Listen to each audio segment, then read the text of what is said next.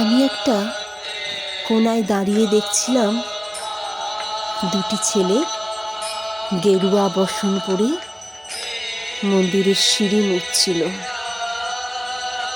এত মন দিয়ে আমি কাউকে সিঁড়ি মুছতে দেখিনি, এত ভালোবাসা দিয়ে আমি কাউকে ধুলো তুলতে দেখিনি।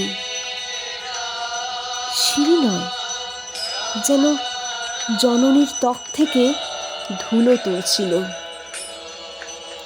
এভাবে কেউ সিঁড়ি থেকে ধুলো মুছতে পারে আমি কোথাও দেখিনি।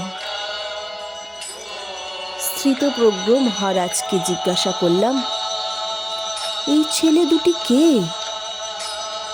মহারাজ মৃদু হেসে বললেন, একজন নিউক্লিয়ার ফিজিসিস্ট, একজন IBM এর 6 লাখ টাকার চাকরি ছেড়ে এখানে এসেছে, সিঁড়ি ধুতে এসেছে।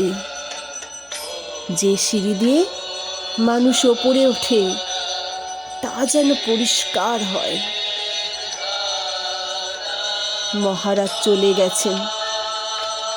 সন্ধ্যা নেমে আসছে গঙ্গায়, আমার ভিতরেও নামছে সন্ধ্যা।